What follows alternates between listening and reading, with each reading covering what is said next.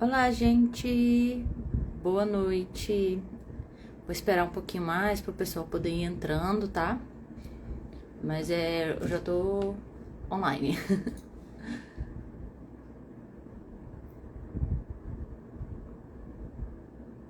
Tá dando para ouvir direitinho? A imagem tá boa? Vocês podem comentar para mim?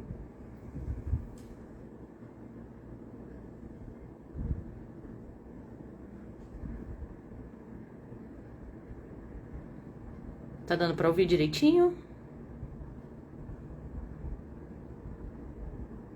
Obrigada. Olá, Priscila. Olá, Vinícius. Sejam bem-vindos.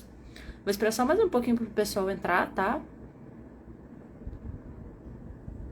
Olá, OPX, não sei o seu nome, mas olá.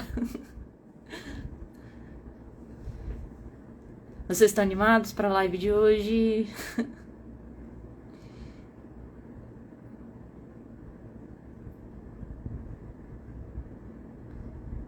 Se vocês quiserem, vocês podem fazer perguntas também.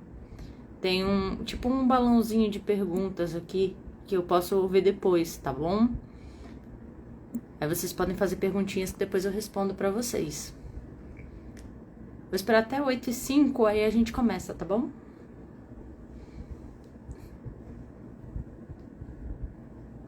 Deixa eu só beber um pouquinho de água porque é importante.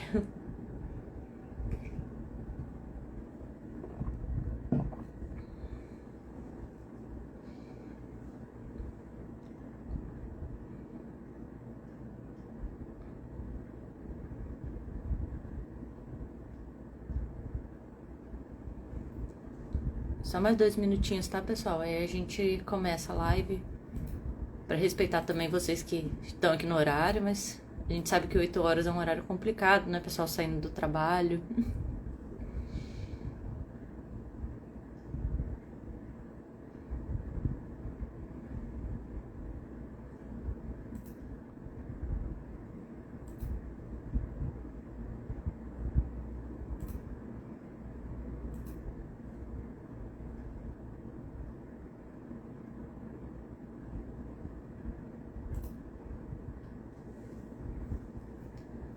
Então, aproveitando esse tempo, eu vou me apresentar primeiro, né? Enquanto o pessoal não entra, porque vai ficar gravada a live, né? Eu sou Tainá Macedo Luns, sou psicóloga clínica, sou recém-formada, né? Me formei agora no final do ano, mas eu tive muita experiência, né? Nos estágios da faculdade com ansiedade, fiz formação, eu tô fazendo formação, né? De comportamento alimentar agora, trabalhando justamente a ansiedade também, né? Porque a ansiedade faz a gente comer errado, né? Comer rápido. E isso pode trazer alguns problemas, como gastrite, né? E pode ajudar a aumento de peso, já que a gente come rápido, demora a saciar. Então, assim, eu tô sempre estudando alguma coisa, tô fazendo atualização da CECAD, pra quem não conhece, é uma editora famosa, assim, da área da saúde, né? Então, eu tô sempre estudando. Eu sou conselheira administrativa vogal da COPS-IES, que é a cooperativa de psicólogos aqui do estado, né? Então, assim, eu tô sempre fazendo alguma coisa. Aí eu tô aproveitando para me apresentar para vocês, para quem ainda não me conhece, né? Não conhece meu trabalho, não conhece as coisas que eu já fiz, né? Eu já fiz um trabalho de extensão, projeto de extensão, né? De escolha consciente, que é a orientação vocacional no Instituto IASES, e para os alunos do terceiro ano da Irmã Maria Horta. Eu já fiz parte da iniciação científica de neurociências e psicologia. Então, assim, sempre estou fazendo várias coisas, sempre estudando. E essa live surgiu porque uma paciente minha, que tem um caso um pouco elevado de ansiedade, né? Me falou que a família dela não sabia lidar direito com a ansiedade, nem o que era ansiedade. Então, ela me pediu para fazer essa live. Então, assim, eu também sou uma pessoa ansiosa, então eu sei como é difícil conviver com ansiosos. Sei que a ansiedade não é fácil. Muita gente não sabe o que é realmente ansiedade, porque ela pode dar várias coisas, são vários sintominhas. Então, assim, hoje, o meu intuito é fazer uma psicoeducação, né? Ensinar o que é ansiedade, aprender a lidar um pouco com as crises, o que fazer quando uma pessoa está muito ansiosa do meu lado, que muita gente não sabe reagir. Então, é isso. Deu 5 minutos que eu falei que ia dar de tolerância pro pessoal entrar. Então, vou começar, tudo bem? Então, já me apresentei, né? Quem eu sou, o que eu já fiz. E hoje eu resolvi falar pra vocês um pouquinho sobre ansiedade, né? Devido a esse pedido de uma paciente. E o que eu posso falar pra vocês é que a ansiedade, ela não é de todo ruim. Por quê? A ansiedade, ela é um mecanismo de defesa do corpo humano e dos seres vivos de um modo geral. Essa ansiedade, ela é um mecanismo que protege nós, seres vivos, tanto humanos quanto gato, cachorro e outros animais. É um sistema da gente se proteger, porque quando a gente está em perigo, nós temos duas possibilidades, ou fugir ou lutar. E para essas duas coisas essas duas ações que a gente pode fazer, a gente precisa que o nosso corpo esteja preparado fisiologicamente. Ah, Tana, o que é fisiologicamente? Significa que a gente precisa ter o sangue correndo mais rápido, mais oxigênio para que a gente consiga fazer movimentos mais rápidos, para que a gente esteja um pouco mais rápido, mais forte, por isso que a gente tem uma descarga de adrenalina, né? Então, assim, é realmente uma preparação para luta ou fuga. Então, todo o nosso corpo, ele se prepara para esse momento. Então, o batimento cardíaco aumenta, a frequência a pressão arterial aumenta, a gente tende a, dependendo da situação, acabar urinando, ficando porque fica mais leve para correr. Tem gente que paralisa, porque há alguns momentos na vida mesmo, assim, de extremo perigo, em que você ter um comportamento de paralisação, de catatonia, né? É também uma defesa, igual a gente fala no senso comum, né? Ah, você vê um urso, se finge de morto. É essa tenacidade, né? Ficar tenso, músculo rígido, a gente não consegue falar direito. Então, na ansiedade, a gente pode ter esse tipo de coisa, né? Durante uma crise, por exemplo. Então, assim, a ansiedade de toda, ela não é ruim. É ela que te prepara para isso. Ah, eu vou ser assaltado. Você vai correr ou você vai tentar fazer alguma coisa. Não é aconselhável? Não é aconselhável, mas biologicamente a gente vai tentar fazer alguma coisa para se defender. Então, essa ansiedade, ela é muito importante para isso. Por isso que não é legal eliminar de vez a ansiedade. Porque ela não deve ser eliminada. Ela deve ser controlada. E quando que a gente diz que um paciente tem problemas com ansiedade? Quando essa ansiedade gera algum desconforto fisiológico, né? Que tem gente que tem enxaqueca, fica enjoado, se coça, rói unha, tem gente que arranca cabelo. Então, assim, são vários sintomas que podem prejudicar o dia a dia da pessoa. E eu vou falar mais pra frente, né, alguns sintomas comuns da ansiedade, né, e por que eles podem ser realmente um transtorno.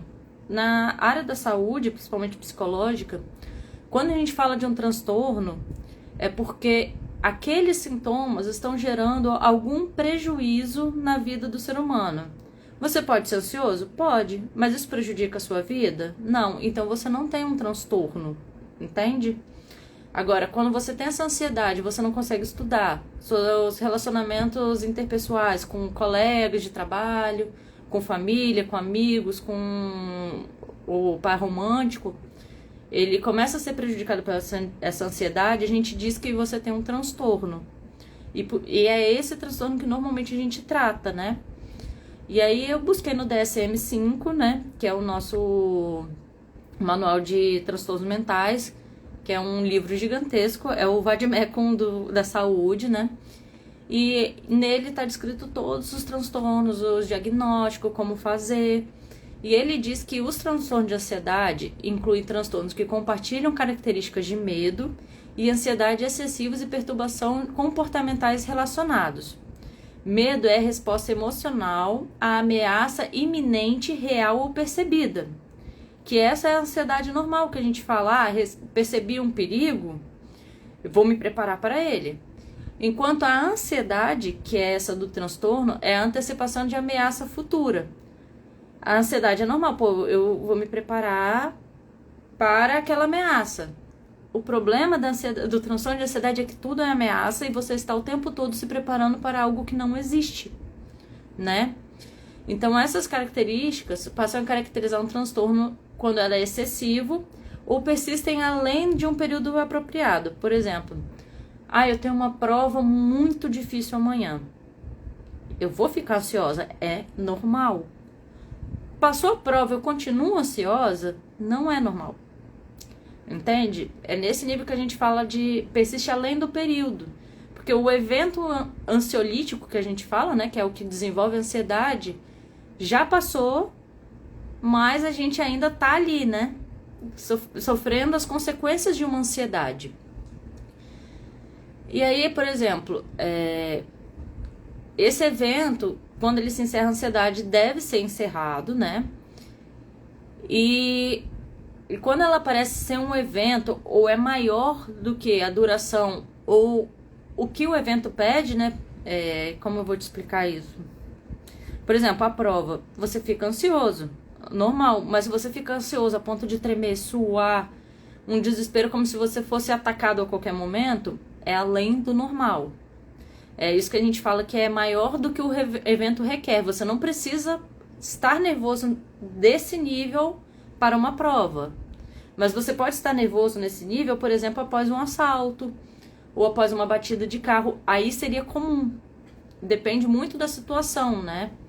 Por isso que a gente não fala assim logo depois de um evento ou com uma crise de ansiedade, fala, você tem um transtorno de ansiedade. Porque é todo um estudo, né? Toda uma coisa que tem que ser estudada, né? Todo o contexto, né? E se ele não passa depois do fim do evento, por exemplo, bati o carro, já chamei seguro, já resolvi, ninguém se machucou, passou a ansiedade. Não tem porquê ainda estar ansioso. Você pode estar com medo, alguma coisa assim? Pode, mas ansioso de estar passando mal, sentindo efeitos fisiológicos, aí já é um pouquinho além do que deveria, que é o que a gente chama de ansiedade patológica, né? E aí essa ansiedade patológica é o transtorno de ansiedade, como a gente comumente chama, né? E somente um psiquiatra ou um psicólogo podem fazer esse diagnóstico. Ele é demorado e existem vários critérios que devem ser preenchidos. O psicólogo, além da terapia comum, né, que a gente mais conversa, né, que é essa que a gente vê na mídia, nos filmes, que é o paciente e o terapeuta conversando, a gente pode aplicar testes, existem testes, escalas, que são exclusivos do psicólogo, e a gente vai aplicar e a gente vai ver as pontuações, né, de vários testes, para tentar entender o que é essa ansiedade, se é ansiedade mesmo, se é depressão, se é alguma outra coisa que pode estar desencadeando essa ansiedade, né? Então, assim, não é simplesmente o paciente chegou lá no consultório e falou assim, estou ansioso. E aí a gente fala, não, você está ansioso, toma remédio. Não, não é assim. Tem todo um processo para se chegar a isso, né? E a gente fala de transtorno de ansiedade, só que o transtorno de ansiedade não é apenas um. Além do DSM, na saúde a gente usa o CID, que é uma classificação internacional de doenças. E aí a gente tem um código e o nome que é usado no mundo inteiro. Esse CID é o mesmo aqui no Brasil quanto no Japão. Se eu, por exemplo, sou uma pessoa diagnosticada com ansiedade, o meu CID é F41 aqui no Brasil. Chegando no Japão, se eu chegar para qualquer profissional de saúde e falar, olha, eu tenho F41, eles vão entender o que eu estou falando. Porque às vezes muda o nome, né, dependendo da região, do idioma. Então foi-se criado esses códigos para que a gente pudesse ter uma conversação mais unificada para que todos nos entendêssemos, independentemente da língua, né? E nesse CID-11, né, a ansiedade ela é do F41, né? Aí nós temos vários subtipos de transtorno de ansiedade, não é apenas um. Nós temos o transtorno de pânico, temos a ansiedade generalizada, que é o mais comum, que a gente conhece, que as pessoas chamam muito de TAG, né? O transtorno misto ansioso e depressivo, outros transtornos ansiosos mistos, outros transtornos ansiosos especificados, transtornos ansiosos não especificados. Então, assim, são vários, cada um deles tem o seu critério, que é duração de sintomas, tipos de sintoma, quantos contextos ele deve atrapalhar a vida do indivíduo para que a gente possa falar, não, essa pessoa está sofrendo com um transtorno de ansiedade e a gente precisa tratar isso da melhor forma, né? E aí os principais sintomas, assim, da ansiedade, de uma forma geral, né, de todos esses sintomas, eles têm alguns sintomas em comum. São eles a preocupação excessiva, que, como a gente falou, a ansiedade, ela é a preparação para uma ameaça. Então, o ansioso está sempre esperando um problema, um perigo, uma ameaça. Então, essa preocupação é constante, ela não passa. Ele considera difícil controlar, ele não consegue distinguir, tipo assim, esse momento já acabou, o motivo pelo qual eu deveria estar preocupado, e por isso está na hora de baixar a minha preocupação. Ele não consegue, isso para ele é muito difícil. E passa o dia inteiro pensando, às vezes, ruminando aquele pensamento, né? A pessoa com ansiedade, né, pode ficar inquieta ou com sensação de estar com os nervos à flor da pele, estar muito fadigado, é comum o cansaço. Não é preguiça, gente. O ansioso, ele não é preguiçoso. O que acontece? O ansioso, ele tá sempre não é no 220, ele tá no 520 já. Então, assim, é cansaço. Às vezes, o ansioso, ele tá parado, você não vê ele se mexendo, mas a cabeça dele tá a 1000. Então, assim, ele sempre está cansado. É um cansaço constante, né? Ele tem dificuldade de se concentrar, ou tem sensação de branco na mente. Sabe aquela prova que você fica muito ansioso, você chega na prova, você não lembra nada, você não sabe nem quem você é, você não sabe nem escrever seu nome? Então, isso é ansiedade. Não é coisa da nossa cabeça, realmente é ansiedade, ela dá esses brancos. Porque é um cansaço muito grande, é um exercício mental muito grande para o ansioso, então isso acaba comprometendo um pouco a cognição, né? Os pensamentos. A irritabilidade e mudança repentina de humor é muito comum. O ansioso, ele está bem e do nada, literalmente do nada, ele fica muito ansioso, ou ele fica bravo, ou ele fica triste. É muito comum, então, essa mudança de humor, né? Que a gente acha que é só do bipolar e não é. Vários transtornos têm esse tipo de mudança de humor, né? A própria depressão tem, o bipolar, o borderline, o ansioso, né? A tensão muscular, que normalmente a gente fala que é no trapézio, que é aqui na nuca, né? E nos ombros. A gente pode dar torcicolo também. Não sei se vocês, em algum momento que vocês estiveram muito tensos na vida de vocês, vocês sentiram o pescoço muito duro, você não conseguia mexer, rígido, né? O ombro doendo. A perturbação do sono, que a pessoa pode dormir demais por estar extremamente cansado, porque a mente está sempre no 520, está sempre no máximo, ou a insônia, que é porque a pessoa ainda está no 220, mas ela está pensando nos problemas da vida dela.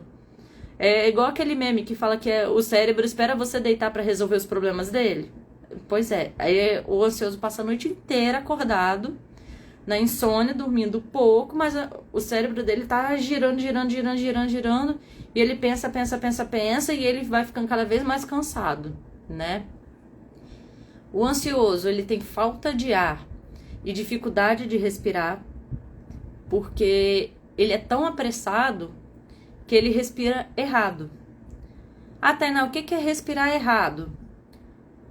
Eu não sei o quanto vocês conhecem de anatomia humana, mas nós temos um músculo chamado diafragma que fica abaixo do pulmão. Ele é responsável por expulsar e puxar novamente o ar para dentro do corpo, né?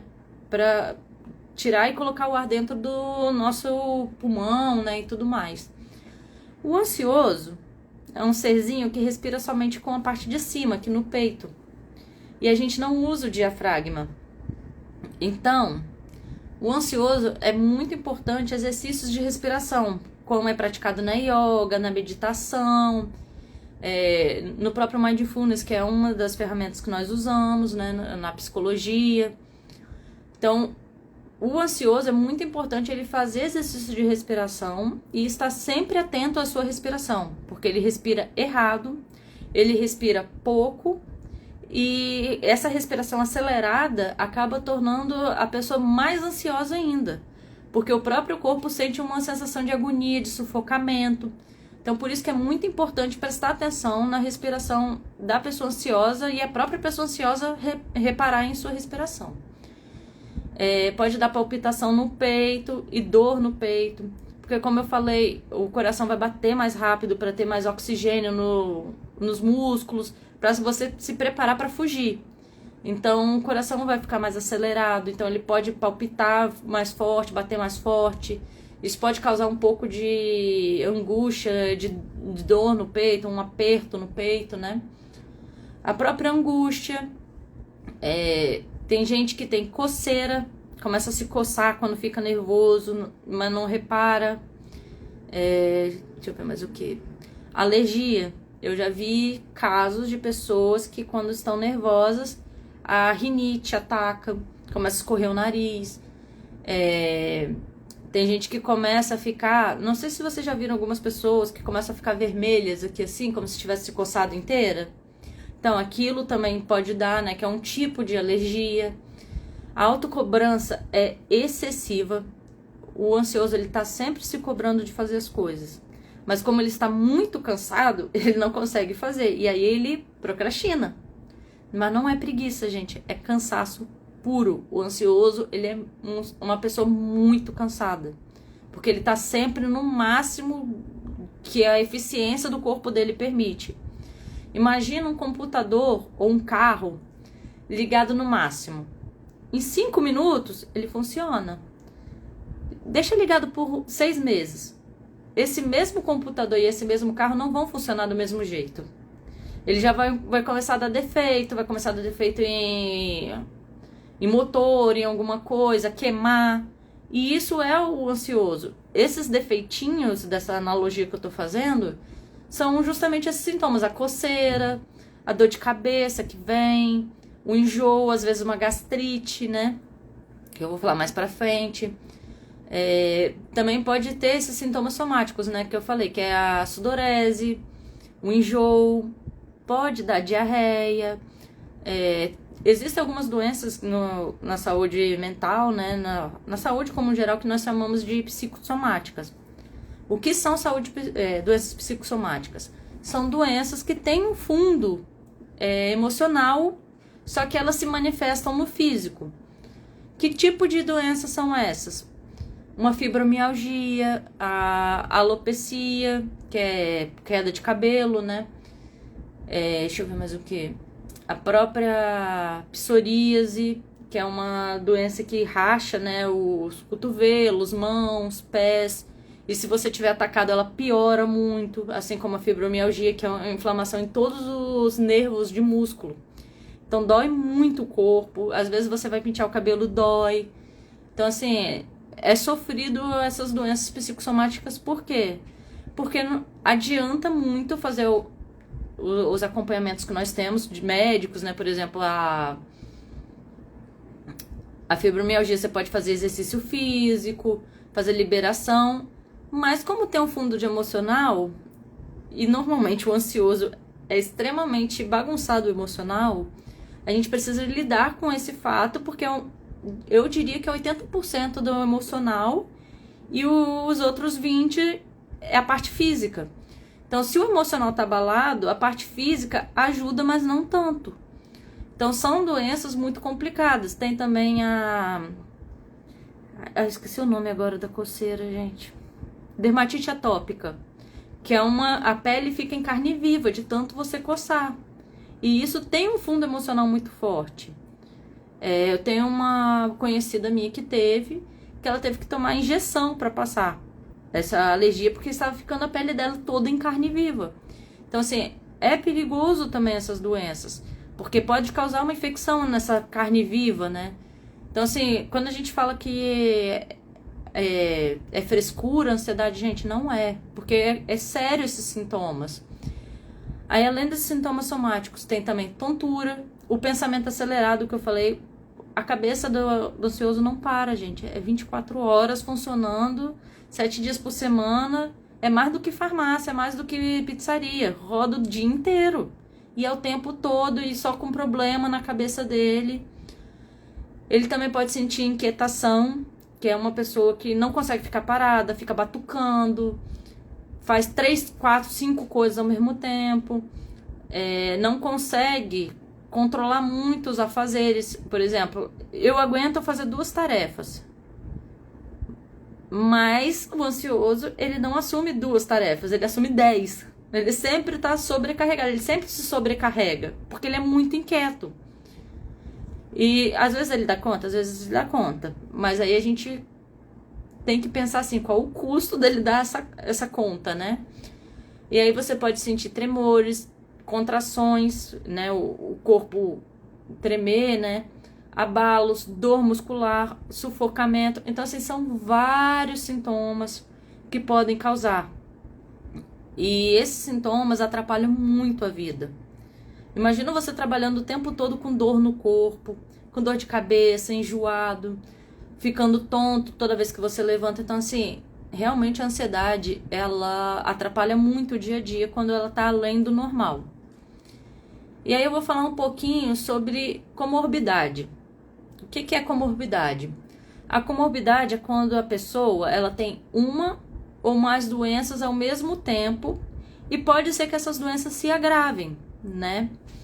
A ansiedade, é comum que ela tenha comorbidade com outros subtipos de ansiedade, né? Por exemplo, eu tenho um transtorno ansioso e ao mesmo tempo ataque de pânico, síndrome de pânico, né? Tem com depressão também, a tontura, arritmia cardíaca, hipertiroidismo, asma, síndrome do intestino irritável, fibromialgia, transtornos depressivos, transtornos bipolares, do controle de impulsos e transtorno também por uso de substâncias. Por que o uso de substâncias? Que os outros são explicáveis pelos sintomas que eu já tinha falado anteriormente. Mas o uso de substâncias é porque o ansioso ele fica tão irritado, tão cansado, tão sobrecarregado, que às vezes ele procura nas drogas, não só o álcool ou drogas ilícitas como maconha, crack e afins, mas também remédios. Existem muitos ansiosos que são viciados em, por exemplo, tarjas pretas, que acalmam. Então, assim, é perigoso realmente esse uso de substâncias abusivo, principalmente o uso de remédios. Quem aqui não conhece alguém que toma o Rivotril todo dia para dormir e que não vai ao médico há 500 anos? Pois é, esse é um ansioso fazendo isso. É muito comum o ansioso ter esse kitzinho de remédios para dormir. Só que não é prescrito, não é numa dose correta para ele, que isso eu vou explicar mais pra frente, né, sobre doses e tudo mais. Então, assim, é perigoso, porque remédios tarja preta são tarja preta por um motivo. As tarjas pretas é porque eles criam realmente uma alteração no cérebro da pessoa e podem causar dependência. Então, não usem sem realmente uma receita médica, tá, gente? Quando um médico, um especialista da área da saúde te fala para tomar, e numa quantidade certa, é porque ele sabe que aquela quantidade não vai te prejudicar. Porque toda vez que a gente vai medicar, existe um custo-benefício. Que todo remédio, qualquer substância que você for tomar, ela pode ter efeito colateral. E esse efeito colateral, a gente tem que estudar se vale a pena para cada caso, tá? E aí me perguntaram o seguinte, várias pessoas já me perguntaram, ansiedade tem cura? O que vocês acham?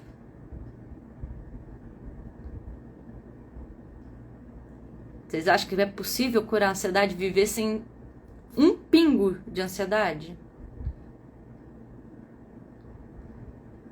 Então, gente, A ansiedade não tem cura, porque a ansiedade não é doença.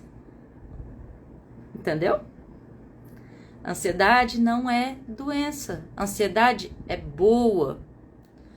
Porém, todavia, entretanto e contudo, no nível certo... Bárbara, você sempre me pergunta. Inclusive, essa live é por você.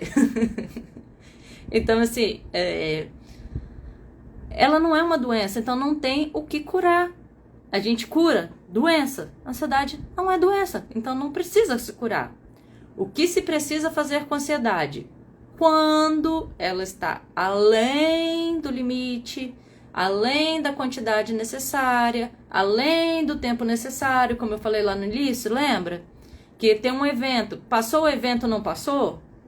Opa, tem alguma coisa errada. Vou para uma prova, eu tô desesperada, tô quase indo pro hospital internada. Opa, não precisa ser nesse nível, tem alguma coisa errada. Aí, nesse caso, somente nesses casos, a gente tenta dar uma controlada, uma manutenção nessa ansiedade. Porque, como eu falei, a ansiedade ela é extremamente importante para a autopreservação da nossa vida. Porque é ela que vai proteger a gente, é ela que prepara a gente para um perigo. Então, assim, ela não deve ser zerada, anulada para sempre. Não, ela deve ser controlada a um limite normal. Entendido, galera? Então, assim, existem remédios, vários remédios no mundo da saúde, farmacológico, para controlar essa ansiedade. Quem passa remédio? Psiquiatra, tá? Ele vai passar esse remédio para você, ele vai ver qual é o seu caso, qual é o tipo de ansiedade que você tem, e aí junto com o psicólogo a gente faz os testes, né, de avaliação, a gente conversa, faz o diagnóstico juntos, e aí a gente fala, olha, o paciente tem tal tipo de ansiedade. Tá, tal tipo de ansiedade, qual o remédio é mais indicado? É tal. Beleza. Para esse paciente, qual é o melhor caso? Porque às vezes o paciente já toma outro remédio, e aí não pode juntar esses dois remédios. Ou aquela dose é muito alta para o paciente, chega a dopar o paciente. Então tem que regular a dose para menos. Ou o paciente não está resolvendo com aquele remédio, às vezes tem que regular para mais o remédio. Entende? Então, assim, por isso que precisa ter muita paciência, é um tratamento demorado, porque não é uma coisa muito certa, não é uma área de exatas, que é, pega o paciente, dá remédio, 10 miligramas, passou. Não, é caso a caso, tá, gente? E aí, por que a psicoterapia é importante? Não parar mesmo com o remédio. Porque o remédio, ele vai controlar aquele nível fisiológico da ansiedade. Porque a ansiedade, como eu disse, ela libera hormônio, ela libera cortisol, ela libera muita coisa que a substância atrapalha. Então, se dá outra substância para segurar essas substâncias liberadas pela ansiedade.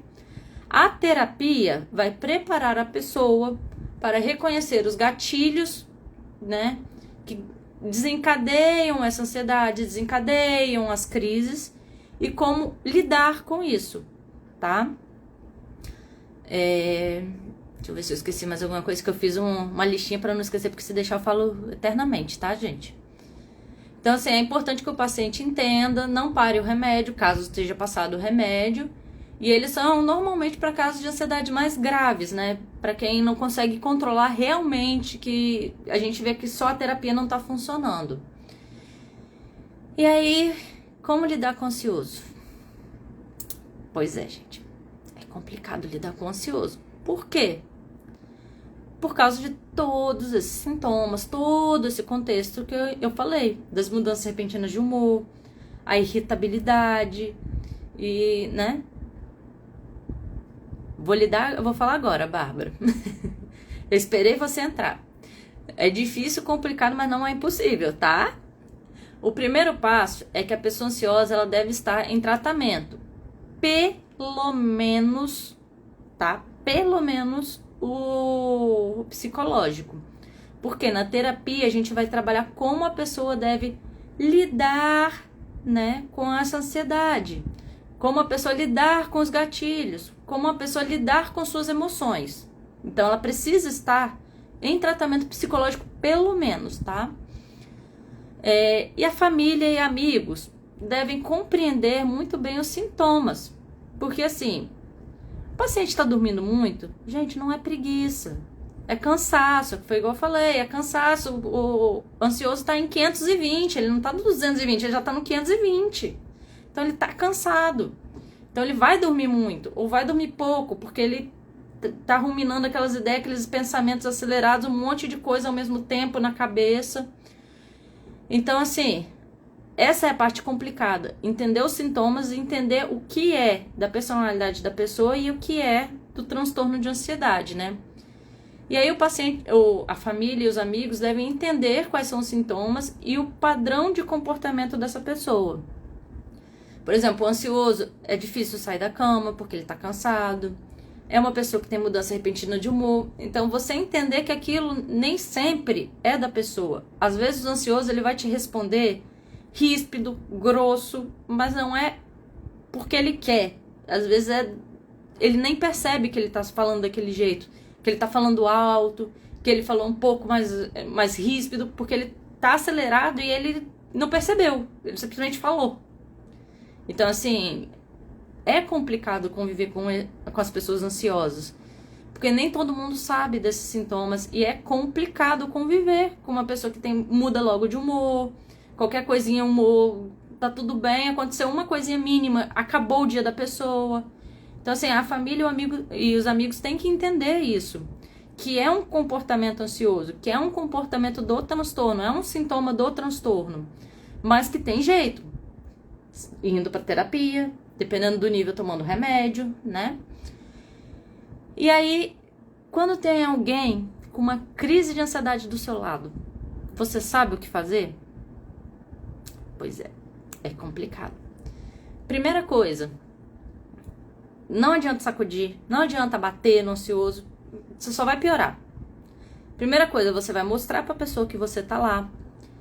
Você vai sentar do lado dela e falar, olha, eu tô aqui, o que você precisar eu tô aqui. Se você quiser conversar, a gente conversa. Se você só quiser ficar em silêncio, a gente fica em silêncio.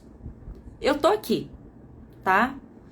Isso, por si só, já acalma um pouco a pessoa. Pergunte se ela precisa de alguma coisa. Você quer uma água? Você quer um abraço? Você quer alguma coisa? Exercício de respiração. Família e amigos. Importante saber exercício de respiração, tá? Vou ensinar hoje, tá? Porque o ansioso, durante uma crise, ele tem o costume de hiperventilar. O que é hiperventilar? Respirar errado, igual eu falei anteriormente, que é respirar só com o peito, respiração curta, ofegante, né? E isso falta oxigênio no cérebro. E quando falta esse oxigênio no cérebro, o ansioso começa a ficar mais ansioso ainda, porque dá a sensação de sufocamento. E aí o corpo entende que aquilo é uma ameaça iminente. Então, precisa respirar. E aí, como é que a gente faz para esse ansioso respirar? Você, família e amigo, pode fazer com ele, para ele acompanhar você. Você é ansioso? Não estou falando com você, tá, dona Bárbara? Já sabe como é para fazer o exercício, porque o seu terapeuta te ensinou, e aí você tem que lembrar de fazer na hora da crise, porque você precisa estar ali, né? E aí como é que você faz? Você puxa todo o ar, enche o pulmão, assim, ó. Conta até 3. 1, 2, 3. Solta todo o ar, como se você quisesse esvaziar todo o pulmão e o umbigo colar nas costas. Você faz, ó. Aí você conta. 1, 2, 3. Repete isso 3 vezes. Isso é muito importante, porque você reinicia a respiração, você reinicia o cérebro, você tem uma sensação de calma um pouco maior. Quanto à crise, Você é ansioso? Estou desesperado, estou no meio da crise, não sei o que fazer. A crise é um curto-circuito no sistema nervoso, né? Que é o que faz a gente sentir as coisas. Banho gelado ajuda a acalmar. Pegar uma pedrinha de gelo, passar aqui assim no pulso, na nuca, no calcanhar, na sola do pé, né? Esses são pequenas técnicas que ajudam o corpo a reiniciar, porque ele toma um choque, opa, aconteceu alguma coisa aqui, entendeu? Imitando o corpo é ótimo, gente, mas enfim. O corpo, ele faz isso, ele tá surtando do nada, ele fala, opa, aconteceu alguma coisa diferente aqui, o que aconteceu? E aí ele vai parar, vai se regular de novo, pra falar, bora ver o que aconteceu. Ah, não, tá tudo bem agora. E aí ele volta, tá bom? Deixa eu ver mais o que. Acho que é isso. Há um tempo atrás eu abri uma caixinha de perguntas e aí eu vou responder, né? A Vitória Rochak perguntou se a ansiedade faz não querer levantar da cama. Sim, porque o ansioso está cansado. É como se o corpo... Foi como eu falei, né? Ele tá sempre ligado no 520, a pessoa é sobrecarregada e aí ela acaba, como ela tá sobrecarregada, né? Ela sente cansaço, desânimo. E ele costuma não dormir bem, porque o sono, nós temos 4 fases, né? 4? 4 e a REM. Que a REM é a mais importante, que é quando o olhinho mexe, que é a mais profunda, que é o corpo desliga completamente, assim, só funciona o que precisa para você viver e é o momento que você descansa. O ansioso normalmente não chega nessas fases mais profundas do sono. Então ele sempre está cansado. Por isso que é tão difícil levantar da cama, né? E o ansioso, ele não consegue muito bem parar de pensar nos problemas. E isso faz com que ele gaste muita energia preso nesses problemas. O que cansa o corpo e a mente, né? Porque se a mente não descansa, o corpo também não descansa. Porque nesse momento dos sonos profundos é desligado o corpo, né? Como se fosse um aparelho de TV que só funciona no stand-by. Pois é, é o nosso stand-by o REM. Então, se a gente não chega no stand-by, a gente não descansa e o corpo não funciona. Então, a gente fica cansado até fisicamente. Por isso que é tão difícil levantar da cama, tá? O Meso, que eu vi que ele tá aí, perguntou qual é a relação da ansiedade com a depressão e diz que já está ansioso com a live. Não fica ansioso, tá, Meso? Então, se bem que pode ficar ansioso porque a live está começando, já começou, você viu, e agora acabou a ansiedade porque já estamos na live. E como eu disse antes, é comum ter uma comorbidade entre depressão e ansiedade. Além disso, o ansioso costuma ter uma autocobrança elevada, o que leva a uma frustração muito grande. E essa frustração pode acabar te deixando mais triste, decepcionado por não conseguir realizar aquela tarefa, se sente mal. E isso vai te deixando com um humor depressivo ou pode chegar até uma depressão realmente diagnosticada, né? A Mariana Vailan perguntou se tem como controlar a ansiedade sem medicamentos. Então, como eu falei anteriormente, depende muito do nível da ansiedade e da intensidade desses sintomas.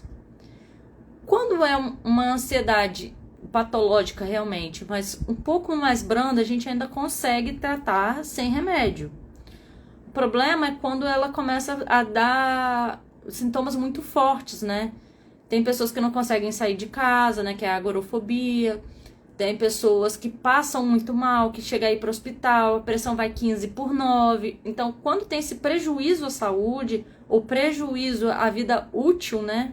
Que a gente fala funcional ou útil, que é não consegue trabalhar, não consegue ir para a escola, não consegue ir a um supermercado, e isso atrapalha a vida, a gente diz que é importante sim tomar o remédio. Porque ele vai diminuir esses níveis de medo, de ansiedade a nível fisiológico, e a terapia vai ajudar o paciente a lidar com esse tipo de emoção, tentar lidar com esse enfrentamento, enfrentar essas situações que deixam ele ansioso, entendeu? Mas, assim, dá realmente para tratar sem remédio, mas depende da intensidade dos sintomas e do nível da ansiedade, do quanto ela prejudica realmente a sua vida. Principalmente quando tem uma questão de comorbidade, né? Com a pressão alta, com os desmaios, aí realmente é necessário tomar remédio, tá?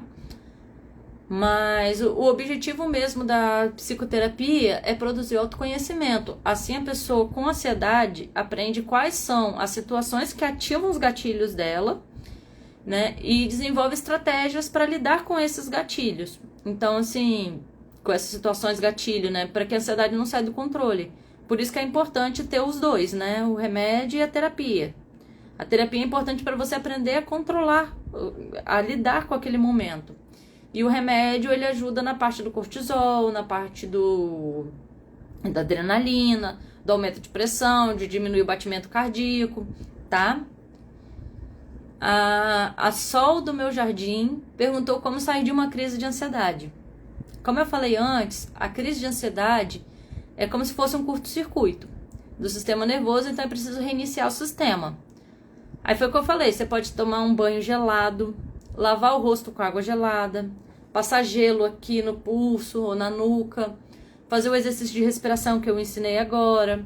Você pode tentar meditar, tentar ir correr, fazer uma atividade física, porque a atividade física, ela libera hormônios que combatem o cortisol, que é o cortisol que prepara realmente, né, assim, que é o hormônio do estresse que a gente fala. Porque o que é o estresse, né? É o preparar para a ameaça, é a ansiedade, mas a nível fisiológico. Então, esse cortisol, quando ele está muito alto e ele não abaixa, ele não tem essa descarga, né? Ele vai te fazendo mal. Por isso que é importante você fazer exercícios físicos, que a gente fala atividade física, né? A atividade física é você ser mais ativo na vida, não necessariamente fazer exercício. É, por exemplo, eu moro num apartamento de elevador. Eu vou descer 2 andares de escada, 3 andares de escada por dia e vou subir 3 andares de escada por dia. Você está fazendo uma atividade física. Você vai descer um ponto antes do seu ponto de ônibus. É uma atividade física. Então, a atividade física é mais esse negócio do dia a dia. Vou na padaria, em vez de carro, vai a pé. Isso é uma atividade física. Exercício físico. O exercício físico é uma atividade física que tem um objetivo específico. Por exemplo, musculação é uma atividade física que tem como objetivo o ganho de músculo. Então, é um exercício físico, entendeu? É mais ou menos isso aí. E eles ajudam a desencadear, a diminuir o nível de ansiedade. Então, se você estiver em crise, se você conseguir, você pode correr, porque você reinicia o sistema, né? Então, é o banho, o gelo, essas coisas que eu já tinha falado anteriormente. As perguntas da caixinha acabaram. Alguém quer fazer mais alguma pergunta, algum comentário?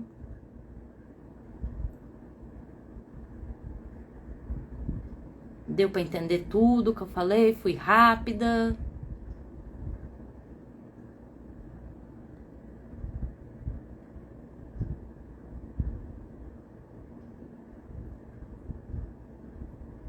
Pessoal? Acho que deu para entender, né?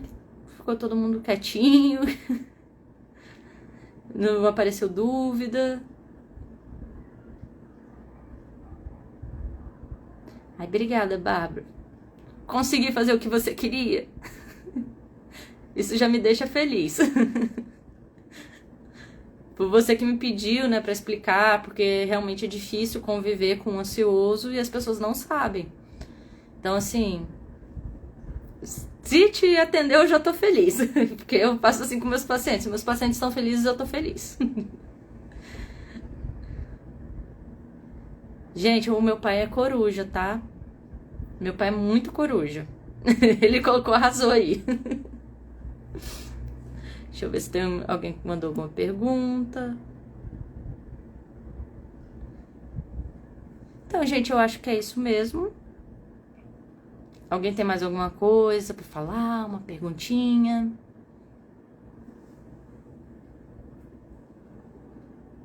Eu tenho só mais 9 minutos, que é o que o Instagram me dá, porque senão eu ficava o dia inteiro aqui.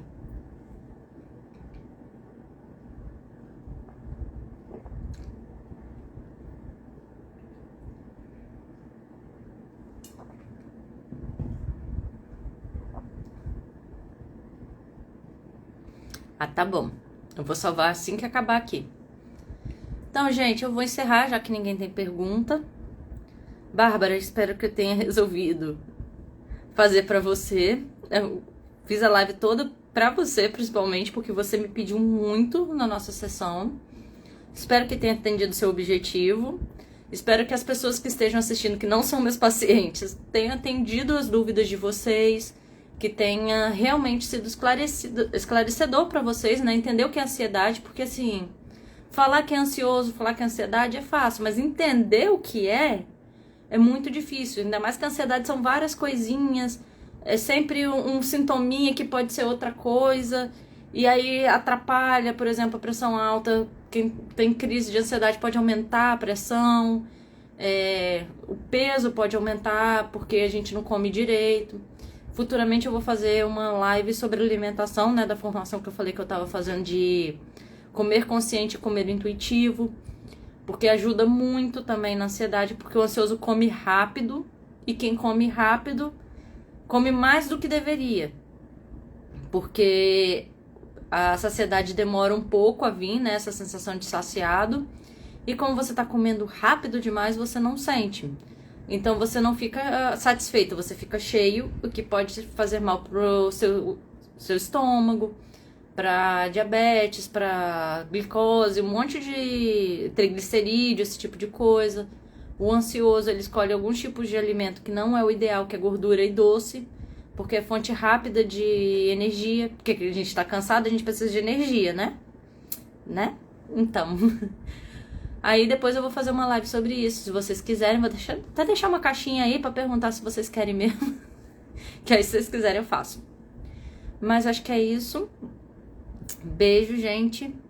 Até mais, estarei sempre aqui. Podem mandar mensagem com dúvida, comentar esse vídeo que vai ficar aqui salvo, que eu vou responder com todo amor e carinho, que quem me conhece sabe que eu respondo mesmo, que eu gosto.